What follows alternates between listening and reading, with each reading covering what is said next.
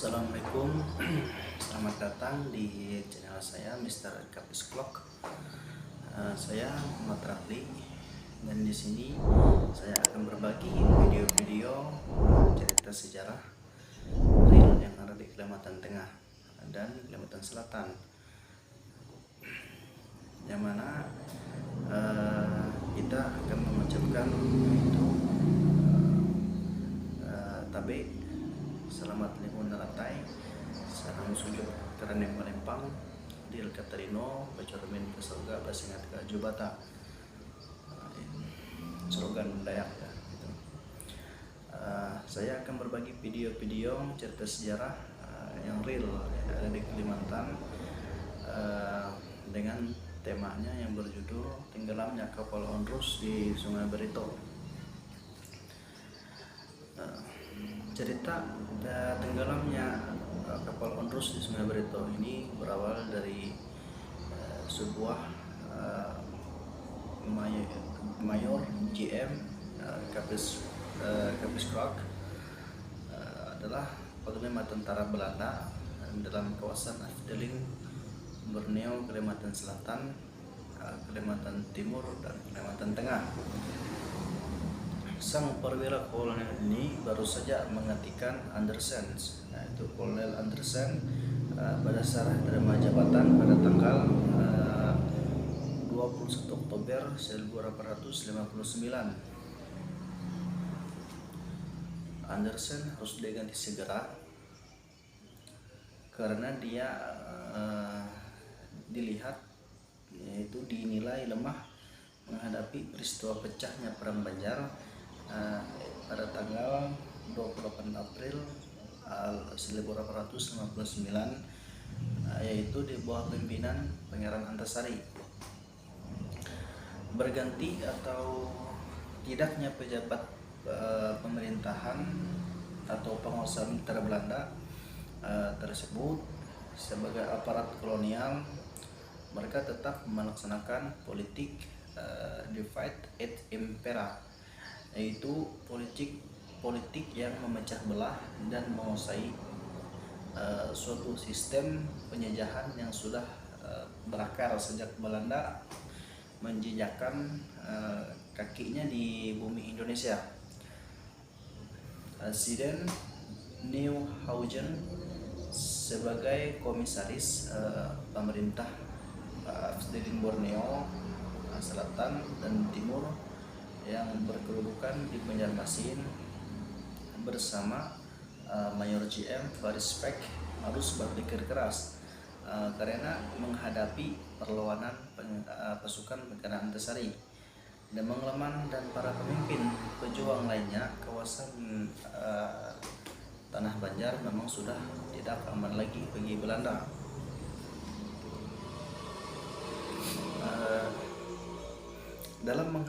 Dalam mengantisipasi perlawanan rakyat yang timbul di berbagai daerah Banjar, Mayor GM Farispek menjalankan tindakan keras yang tidak terpuji dengan mengarahkan anak buahnya untuk menangkap rakyat yang tidak berdosa, seperti membunuh, membakar rumah-rumah orang kampung, merusak sawah dan kebun-kebun pribumi.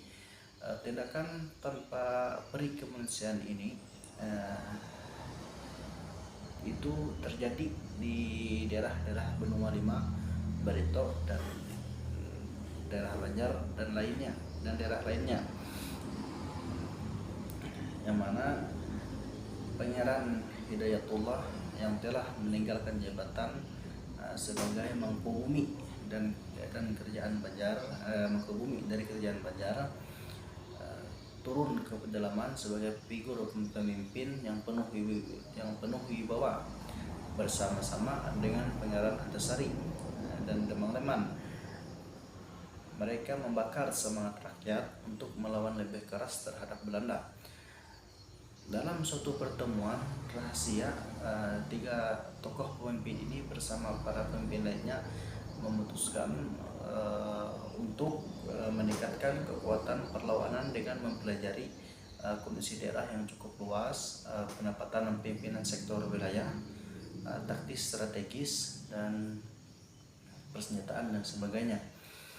Begitulah peningkatan kekuatan perlawanan antara Damang Leman untuk daerah Kandangan, sedangkan Tumenggung Jalil untuk daerah Benua 5, Tumenggung Suropati untuk daerah Tanah Dusun.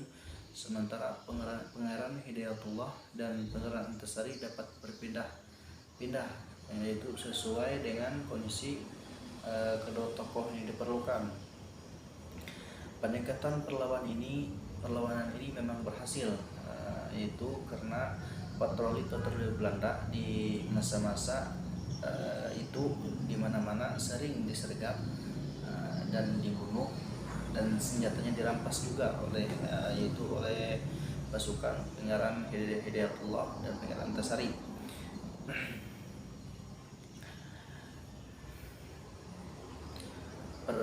Patroli Belanda itu juga sering lengah karena termasuk tentara sewaan, sementara pasukan dari pejuang Banjar itu dengan sangat lihai mempergunakan senjata panah beracun, mandau atau perang bungkul dengan senjata api yang terbatas, namun mereka adalah pejuang yang berani dan militan. Oke,